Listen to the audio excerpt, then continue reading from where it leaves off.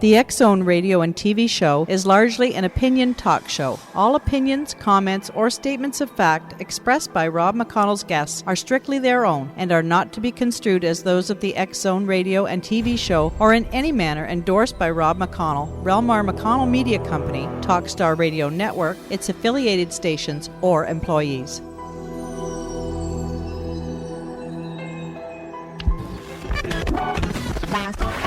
All Hit Radio.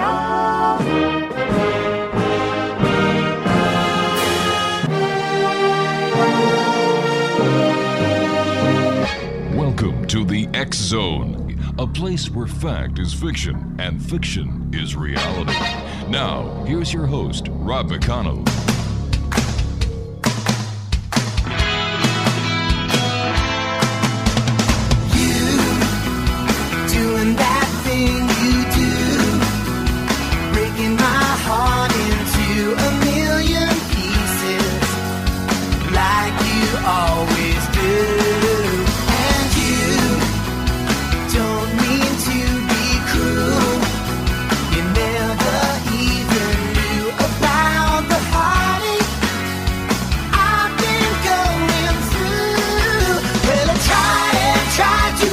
You, girl, but it's just so hard to do. Every time you do that thing you do, I know all the games you play, and I'm gonna find a way to let you know that. And welcome to the X-Zone, everyone. My name is Rob McConnell, and for the next 4 hours, I'm your host and your guide as together we cross the time-space continuum to this place that I call the X-Zone. It's a place where people dare to believe and dare to be heard. It's a place where fact is fiction, and in most cases, fiction is reality. The X-Zone comes to you Monday through Friday from 10 p.m. Eastern until 2 a.m. Eastern on the Talkstar Radio Network, X-Zone Broadcast Network, UK High Definition Radio, Euro High Definition Radio, Star Cable, X-Zone TV, and our growing family of broadcast affiliates and networks right across Canada. Right across Canada, the United States, Central America, the Caribbean, South America, the Pacific Rim, Asia, Africa, Europe, and I think I forgot India in there, didn't I? Yes, I did. If you'd like to give us a call toll-free worldwide, 1-800-610-7035. Email xzone@xzoneradiotv.com. On MSN Messenger, xzoneradiotv@hotmail.com. And our busy website at www.xzoneradiotv.com. Don't forget, X-Zone Nation, if you've missed a show, you can always go to our podcast site. Podcasts are free, whether it's on our site or on Apple iTunes, at www.xzonepodcast.com. Well, it's Friday here in the X-Zone, and you know it's Friday when Saturday is tomorrow. You know it's Friday when everybody is lining up outside my office for their paychecks. You know it's Friday when you go to the local pub and fish and chips are the special of the day. And you know it's Friday when we have an author on the show whose book is entitled Stop Peeing on Your Shoes, Avoiding the 7 Mistakes That Screw Up Your Job Search. My guest this hour is a very interesting lady. Her name is Julie Bauke, and Julie is the author, as I said, of Stop Peeing on Your Shoes, Avoiding the 7 Mistakes That Screw Up Your Job Search. And everybody is moaning and groaning about how terrible the job market is. Yes, the economy is still rocky and unemployment is high, but aren't you tired of all the endless complaining about it? Well, for a refreshing change of pace, we have asked career coach Julie Bauke to join us here today. And Julie's going to share with us the funniest job hunting disaster stories ever. Joining me now from Cincinnati, Ohio, the home of WKRP and the only city where radio hosts have tried to throw turkeys out of a helicopter because they thought they flew. And of course, Les Nesbitt is Julie Bauke. And Julie, welcome to the X-Zone. That might be the most creative introduction I've ever gotten.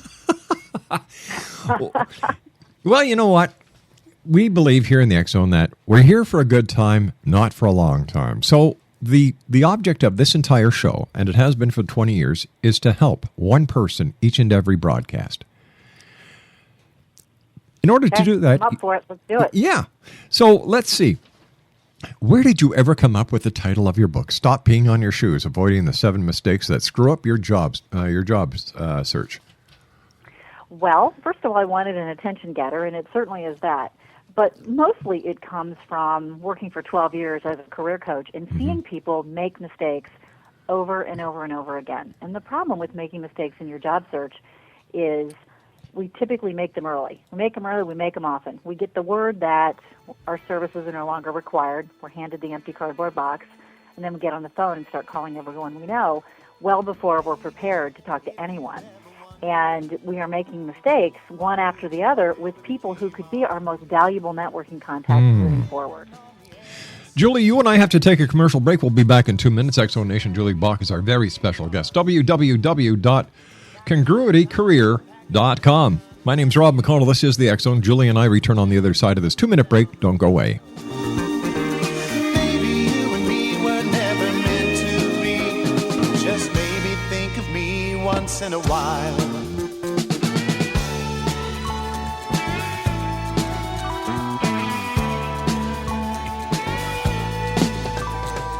Heading up that highway, leaving you behind.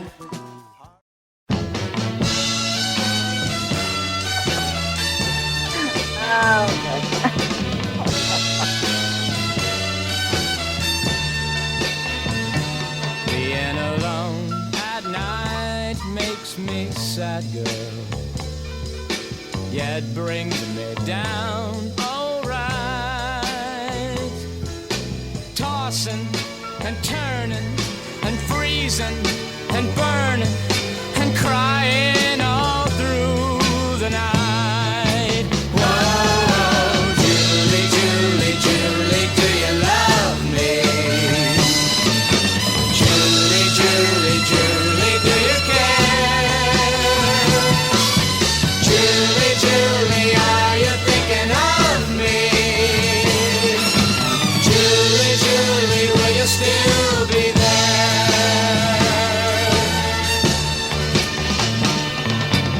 We had so much fun. X-Zone Nation, Julie Bauke is our special guest. She's the author of Stop Peeing on Your Shoes: Avoiding the 7 Mistakes That Screw Up Your Job Search. And her website is www.congruitycareer.com. And first of all, Julie, thanks very much for being with us. It's great having you with us. And I was wondering if you could share with us some of the funniest job hunting disaster stories that you've come across. Sure. First of all, I want to start by saying that the reason that people make mistakes is because of generally overeagerness and just a lack of not knowing what is appropriate. And so what I've seen is that the mistakes that we're going to talk about, the things that are made by really smart people who are generally very good at what they do professionally, and are generally well regarded, but they've been thrown into a situation where they don't know what to do. And so that's where, as we say, the hilarity ensues. And not, in a lot of cases, we can look back and laugh on it, but generally it's from not knowing. So anything from, I will tell you that with the title of my book, Stop Peeing on Your Shoes, when that started to get out there, I actually got a call from a recruiter in a major city who said, "You're not going to believe this." She said, "We just had someone in here today we were interviewing. She actually peed on her chair." Oh, my gosh. Yeah. And I said, "You've got to be kidding." That is not funny. It's sad but funny at the same time. And she said the poor young lady was so nervous about interviewing that she was just distraught and nervous with interviewing, and she actually peed on their chair. So it's an extremely difficult time, and there's a lot of anxiety tied up in search. And so just with that one little snippet, you can see that people are not themselves a lot of times when they job search, and the actions they take override all of their common sense, all the common sense that they would normally have in a similar situation. Well, when people are on a job search, they're under a lot of pressure. They have their families to look after. They've got bills that have to be paid. God only knows how long they've been out of a job. So I can understand the massive pressure that these people are under. As a career counselor or a career expert, how do you How do you train people or consult people on how to apply for a job so that this pressure is alleviated from them and the interviewer can really get to know the great person that is sitting in front of them? The first thing that any good job search starts with is a plan. And part of that plan is a very firm grounding in who you are and what you have to offer. And and this is unfortunately what a lot of people skip. They don't want to do it. They want to go straight to action because in their minds, because they haven't been taught otherwise, productivity equals action. And so unfortunately it's the wrong productivity. So what we do is, what a really good job search starts with, and what we do with our clients is we bring them back and say, okay, before we do anything, before you talk to one other person outside of me and your four walls, let's get very clear on who you are and what you have to offer, and let's get firm and anchored in what your value is in the market. It is amazing when people start from that perspective, start from really understanding who they are first, how it builds their confidence and their self-awareness for every conversation they have, not just an interview, but every networking meeting they have. So that's one big way. What are some of the other tricks of the trade that you can share with us? Yeah. Once you're confident on that level, you really have to, and a lot of this, anything we are well prepared for, we normally do better in, whether it's a presentation or an interview. So practice. Sit down with your most ardent critic, someone who you know will tell you when you're screwing up, and practice your answers to some of the most common questions that you know you're going to be asked. Things like, tell me about yourself. Things like, tell me about your strengths and weaknesses. Why should we hire you? Why did you leave your last job? Those in my book I call the interviewing kind of the gimme questions. You know you're going to be asked. I see so many people who spend their energy hoping that those aren't asked when they could be spending that energy practicing their answers. And so prepare for the things you can, but don't go overboard. There are so many books out there, like the 50,000 interview questions you must know, that people go in and they start trying to memorize hundreds of answers to hundreds of questions. That doesn't work because first of all, you can't. Second of all, the minute you do, the interviewer is going to ask you that 50,001st question, and you just fall apart. So the preparation is about some basic questions, but it's also about getting very clear on telling your story. Cannot tell you how many times I hear that the interviewer is saying, well, I see here that you did blah, blah, blah. And the interviewer goes, oh, does it say that? And they're trying to look they're trying to look across the table at the resume going, where does it say that? And you think, oh my heavens, did someone write this resume for you? Did you not prepare, or is it really untrue? It's like shooting yourself in the foot. We could be on here for the entire 4 hours of your show talking about the mistakes that people make that are really, really very easy, very common. Things like, and this is especially true of the younger generation, technology etiquette. Oh. Hey, leave the cell phone in the car. Oh, yes, please. Don't put it on vibrate. I will tell you, here's the story of an MBA student who should have known better. Mid to late 20s, had a great internship during the summer. Was really ready to rock and roll, get a job offer. Really, things went really, really well. Well, he was invited out to lunch with his boss, the guy who supervised him all summer, and then the director of the firm. And they went out to lunch at a nice restaurant. Not only did and they were going to, it was sort of a congratulatory lunch, plus an offer. A job offer was to come at the end of the lunch. He showed up, A, dressed inappropriately, B, texted throughout the lunch. Oh. Yeah, and the company decided not to make an offer. They called the advisor at the MBA school and told her what happened. And she went to him and said, here's why you're not getting the offer. He was actually surprised to find out that you cannot text during an interview. And, you and I think, oh, that can't be. You have to make that up. No. I mean, there's a lot of common sense that people just don't seem to be able to grasp. And a lot of it's common courtesy and etiquette and manners, but some of it is just stuff you just don't do in a job search. Whatever happened to good old common sense? It's gone. Why? What happened? Did common sense leave when the texting world began? That's part of it. That certainly is part of it. And I have a freshman in college son, and I tell him all the time, you can't respond, behave, act as if you're talking to someone your age. You've got to realize that when you're interviewing, whether it's for admittance to a college or for an internship, you're interviewing with somebody who's probably close to my age, and so you have to ask yourself, what would my mom want me to do?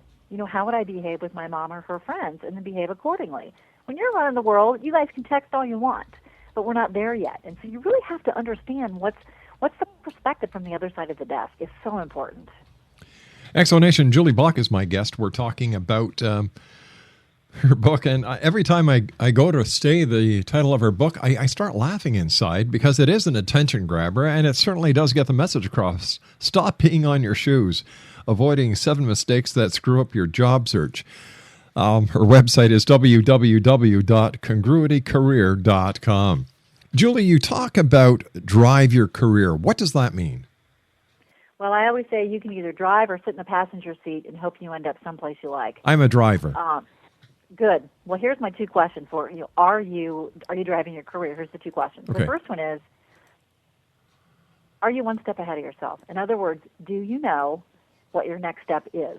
Definitely. Wherever you are, and are you actively taking steps to get there? Not every day, because that's not possible, but are you actively connecting to resources and opportunities that get you closer? Definitely. And good. And the second question is, you are driving your career when you're not afraid of answering. You're not afraid of the question, what would you do if it all went away tomorrow? And by it, I mean where you are today. If they said to you on Monday, Rob, it's been fun, but we're replacing you with someone younger, smarter, better looking. I know that's simply rhetorical. No, it's not. You know that actually did happen to me.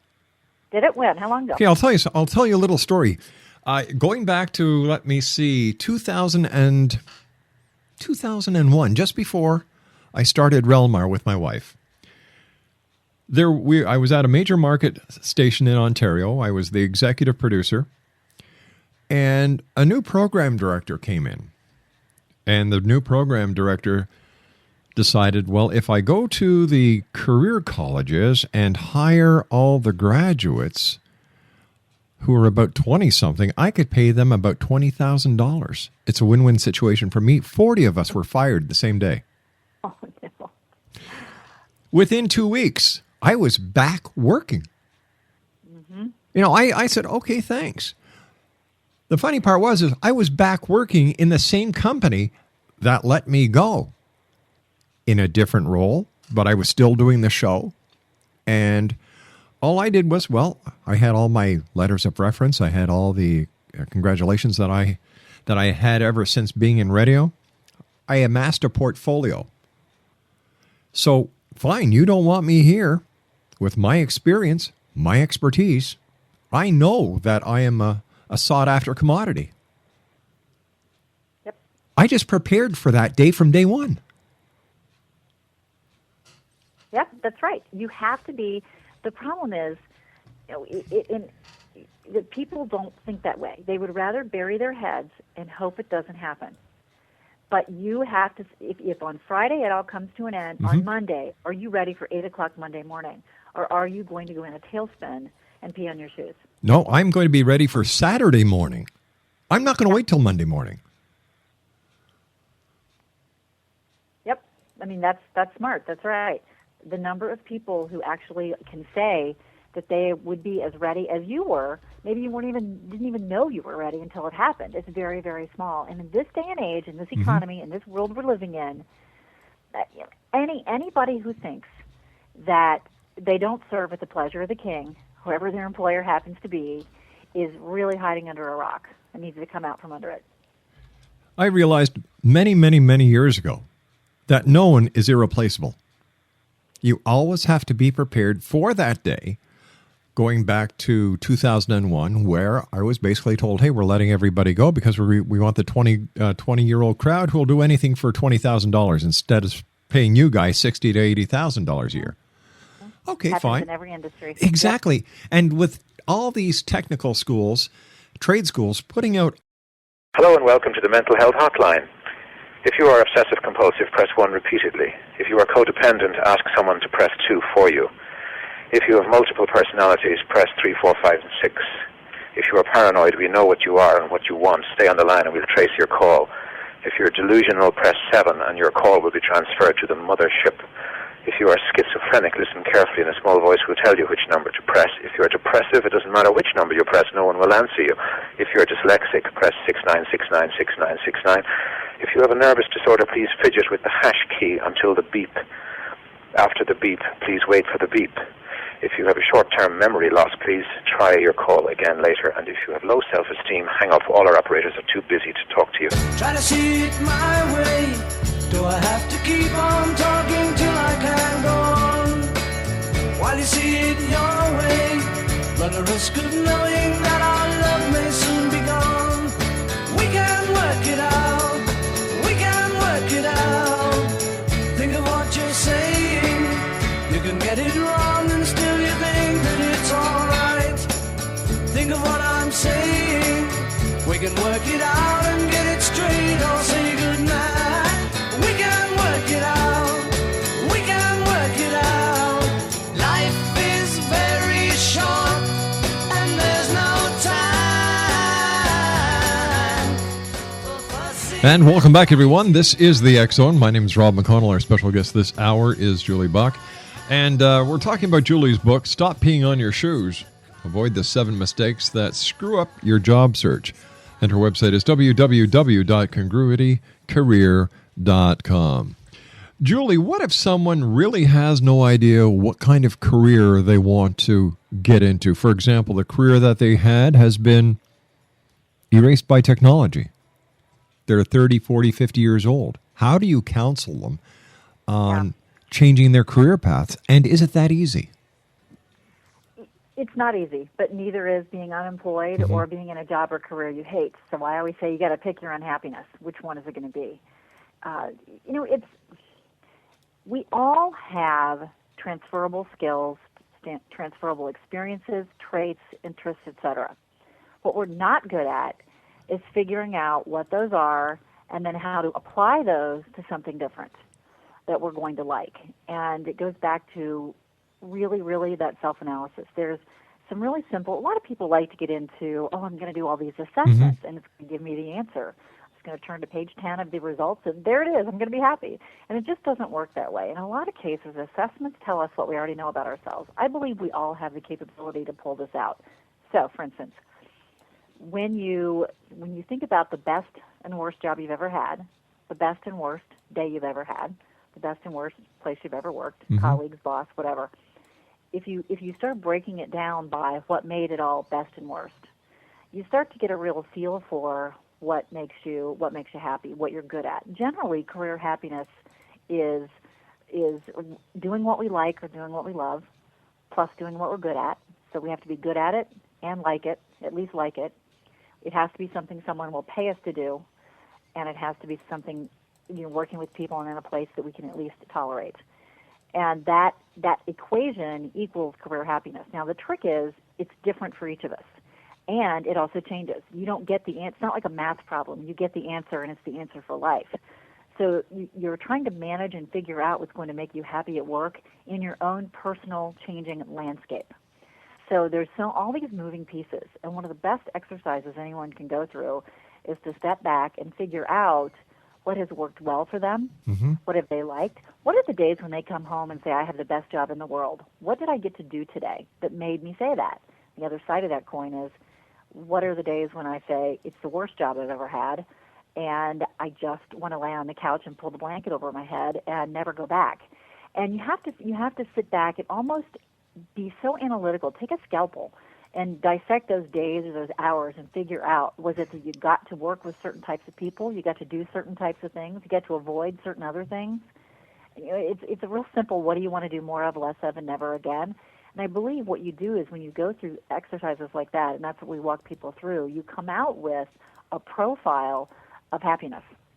And then it's a matter of taking that and then getting out there and exploring through gathering information, connecting with resources, developing new resources, contacts, networks, etc., to figure out where somebody with that career happiness profile would be valued.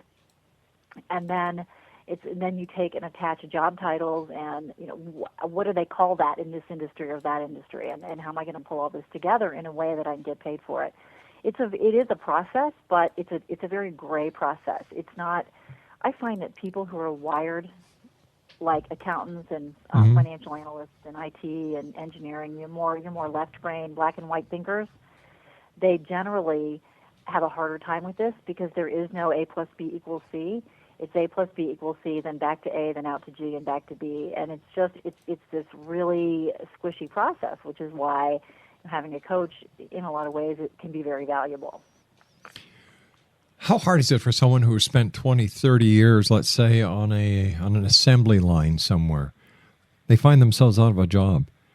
They feel that all they know is the job that they've been doing for the last 20, 30 years. Is there a lot of psychological work that has to be done on a person who has done this for 20, 30 years? They find themselves unemployed. Do they need time to grieve, or do they have to get right back into the mix and get it done? If possible, I'm a big fan of, as I say, clearing out your mental attic. And you can also clear out the physical attic as well. You know, to really, until you get distance from what you've done, it's really hard to see yourself doing something else. Yes, if you've done one thing for 20 or 30 years, all of your value, what you've done is you've aligned yourself with your employer instead of your skills. And so when we leave, all of a sudden we have, we don't have that anymore. We don't have that alignment anymore, so we feel of less value. There's a story I tell in my book about somebody who was an attorney who was working at a firm, high pressure, and she said, I'm done. I'm done being a lawyer. I'm done. I hate this. I'm miserable. She started to her relationship started to suffer, and she left. She was able to leave on her own, and then went through this exploration process where she had to figure out what to do. And she started out by saying, I'm done with the law. Well, fast forward, 3 to 4 months, she's an attorney, but at a children's hospital. So what was wrong was not the job, the profession itself. It was where she was practicing. And so we have to be able to separate those things out. And we get so overwrought because first of all, our family and friends don't know how to support us. And we're on that precarious place where we're feeling like we have no worth. And it's really hard to see our value and then position our value moving forward. And it is one of the most difficult things I think we go through as human beings, right out there next to divorce or losing a spouse. In your opinion, Carol, what are the 5 top upcoming jobs that people who are contemplating career change today could look at for a very successful career in the future? Well, first of all, that starts with, I'll answer that question in a second, but let's say that a word of caution here is, let's say that nurses are going to be hotter than hot for the next 5 years. You wouldn't want me as your nurse, regardless of how hot that job is. Remember One Flew Over the Cuckoo's Nest? Yes. Ratchet? Yeah, that would be me. And so it really has to be one of those things that's a fit for you. So with that said, it's a good question, but you have to really be honest with yourself. Any of the types of jobs, anything that can't be outsourced, anything that requires one-on-one human contact, whether it's physical therapy, speech therapists, physician's assistants, or HOT, anything in the healthcare field that can't be outsourced. If you're in healthcare billing, that can be outsourced. So anything where it definitely requires the one-on-one contact, anything in the green field, anything, energy, anything in technology is going to be super, super hot because, as we know, technology is changing. We wake up the next morning and we're already out of date. And there's a lot of people who need help in navigating technology, whether at home or at work. Engineers we're starting to see a great demand for engineers. So IT, engineering, sales, frankly, sales is always, even in a recession, organizations want somebody with a proven track record of selling. And so if you are a good salesperson, you've got to, it's not been that hard of a sell even in a down recession. But on top of all of that, everyone has to stay on top in their field, not only what's hot and what's going on in your field, but also technology-wise. How's technology being used in your field? That's one of the problems with a lot of job seekers today is that people of a certain age and up have gotten way behind on the technology curve, and they're coming across as not so up to date because of their lack of technology skills, which in a lot of cases, from a hiring manager's perspective, can equal lack of creative ideas and lack of having kept up to date in your field as well. So regardless of where you are, and those are some of the areas where we're still seeing some growth, you have to be, even if you're in one of the hottest fields, you still have to be a leader in your field from a technology and best practices standpoint. The television is filled with commercials for career colleges these days. I've never seen so many of these commercials in all my life. Is there a difference between a career college and an academic college when it comes to choosing your career? You know, a lot of from what I understand, a lot of the career colleges are for-profit colleges. And, you know, I may be speaking out of turn here because this is not something I'm super knowledgeable about. But whether you are in a for-profit college or a traditional university or environment, the most important thing to understand is that the people that work at those places are not there to do it for you. Career management and finding a job is not a have it done for you proposition. So if you go to a career college, a for-profit, if you go to a traditional academic university, academic school, buyer beware. Be very careful. You need to know why you're doing it, and you need to have a plan to get there. If you say, oh, this looks good, the commercial said that massage therapy or probation officers are in high demand or office managers are in high demand, don't take that as fact. You have to do the research and understand who's hiring. And a lot of organizations will tell you, oh, 60%, 80% of our graduates have jobs before they graduate. And that's all dressing. It's frosting on the cupcake. And I also apply that same thought to a traditional university because they are measured by how many of their graduates have jobs when they graduate. And from where I sit, it's not about a job, it's about the right job. And nobody cares more about the right job than you do. And so you have to be going in. It's like people saying, you know what, I'm not going to get a job, I'm just going to go back and get an MBA. The question is always, well, why? What do you hope to do with that? Well, you know, I want to come out with the chance of getting a higher salary and I'll be more marketable. Okay, be really careful there because that's not necessarily true. You have to, again, look at the other side of the desk. Who's telling you that and why are they telling you that? And then how are you being too eager to believe something that may or may not be right for you? As a career counselor, career expert, have you ever had somebody sit in front of you that after listening to them for a period of time say, have you ever thought of becoming an entrepreneur?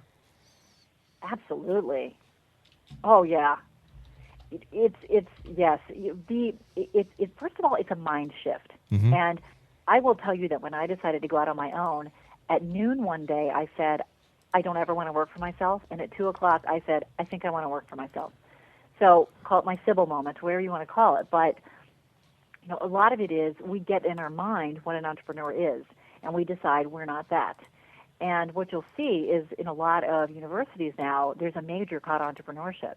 Now, when I was 18 or 19, 21, 22, I think if anybody my age back then would have said, I want to own my own business, people would have said, who do you think you are? Yep. It's a different world today. And you can do these things on your terms. If you look at what the Internet, what technology has done for entrepreneurial options, you know, an 18, 19-year-old can become wealthy with their own business. And we've seen this happen. We've seen it. We have it. Anybody can do it. And so, yeah, it's just you have to surround yourself with the right people. You have to know what you don't know. And some people, frankly, are better wired for working for themselves. They don't do well inside of a corporate structure. But there's a lot of fear. There's a lot of sometimes self-imposed barriers and sometimes real barriers that keep people from taking that on. So, yeah, absolutely. Sometimes it's hardest to convince their spouse, though. You know, they may be sold on it, but say, I don't have the support at home. And that's to be considered as well. Tell me, speaking about the Internet, how important is social networking on the net when it comes to finding a new job or even finding support groups to help you find a job and to get that feeling of worthiness back? You know, you have to use it wisely. Think about it this way, the big three, Twitter, Facebook, LinkedIn. In my opinion, you absolutely must be on LinkedIn. No doubt about it. No doubt about it at all. My son's a freshman in college. He'll be on it by this summer. because it's sort of like the Facebook for careers, Yeah. the Facebook for professionals. But people sometimes say, well, I put my personal stuff on Facebook and my professional stuff on LinkedIn. I still say be very careful what you're putting on Facebook, because sometimes your friends or people who see you on Facebook might be your best connections to new jobs, and so you always want to be appropriate either place. But LinkedIn and Twitter, I use Twitter, but I don't feel like I'm qualified to talk a lot about getting a new job using Twitter, but I think any place that you are, it's about building a presence. So on LinkedIn, you join groups where you can have conversations with people who have interests that you do, either professional interests or I'm a big dog lover, so I'm in a dog lovers group. Because when we have something in common with people, then we have something to talk about. Birds of a feather So- flock together. You bet. So All right. if you have, if you're in Pittsburgh, there's Yep. a Link Pittsburgh group. If you're in Link Hamilton, there could be a group for your community. Connect with like-minded people on some level, and be a giver. There are people who use it as, what can people do for me? Yep. And that's one of the biggest mistakes you can make. It's about building mutually beneficial relationships, which is what networking is. Julie, stand by. You and I have to take our final break. Exo Nation, Julie Bauke is our special guest. The name of her book, it cracks me up every time I say it. Stop peeing on your shoes. Avoiding the 7 mistakes that screw up your job search. Her website is www.congruitycareer.com. My name is Rob McConnell. This is the X Zone. We'll be back on the other side of this break. Don't go away. Fussing and fighting, my friend. Take this job and shove it. I ain't working here no more. A woman done left and took all the reason I was working for. You better not try to stand in my way as I'm walking out the door. Take this job and shove it. I ain't working here no more. I've been working in this factory for now 15 years. All this time I watched my woman drowning in a pool of tears. And I've seen a lot of good folk die. And welcome back, everyone. Julie Bauke is our special guest. She is the author, and she's quite an interesting lady to speak to. I highly suggest that if you know anyone who is unemployed, or if you're anticipating on being unemployed and you want to have the knowledge that it will take to get you back into the workforce as fast as you can get there, the name of her book is Stop Peeing on Your Shoes, Avoiding the 7 Mistakes That Screw Up Your Job Search. Her website is www.congruitycareer.com. Julie, great having you with us here in the X Zone. What are your final thoughts and your final message to the members of the X Zone Nation? One of the most important things you can do for your own career happiness is to get very, very clear on who you are and what will make you happy, and then connect to others who can help you get there. A wise person once said to me, waiting until you get laid off or fired to do your career planning is like waiting until you go bankrupt to do your financial planning.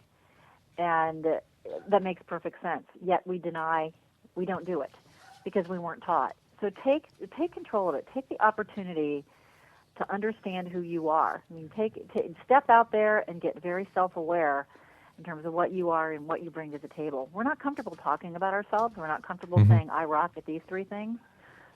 And that, I think, is one of the biggest things that holds us back. Once you understand who you are, what you have to offer, and you get practice saying it, you'll be amazed, really, at what opportunities pop up in your path. So I guess we have to start having self-confidence in ourselves. And you know what? I think this would be a great subject to teach in schools. We need to teach the kids this at an early age so that they can actually prepare, focus, and get ready for what may ever happen in their futures. Gosh, it's so true. In fact, I have a colleague that she's an image consultant, and we put together a program for high school and college students. Fantastic. That's like all I do, plus like etiquette and image and some of those sort of things. So, do we have time to end with a funny story? Sure, we've got about a minute and a half. All right, perfect. It's in my book, but this actually happened. Job seeker. It was a group of job seekers meeting, and I was present. And the person said, someone asked the person, have you had any luck getting a hold of Jane Doe at the XYZ company? And the job seeker said, no, I've reached out to her twice. I called once, I've done a couple emails. Mm-hmm. The person said, what are you going to do next? And she said, well, I looked up her address in the phone book, and I thought I'd stop by on my way home today. So this job seeker was actually going to stop by the HR manager's home to follow up on her application. Is that a good idea or a bad idea? What do you think? I think it's a pretty bad idea. I'm saying restraining order. Yeah. Is what's going to happen next, you know? But here, we're so eager, we don't know what to do, that we do things that are not in our best interest. Luckily, we were able to stop her. Thank God. Julie, I want to thank you ever so much for joining us. To you and yours, have a happy weekend, continued success, and I look forward to the next time you and I meet here in the X Zone. Thanks, Rob. Take care now. X Zone Nation, Bye-bye. Julie Bauke has been our guest of this hour, www.congruitiescareer.com. She's the author of, are you ready for this? And I'm going to chuckle one more time. Stop Peeing on Your Shoes.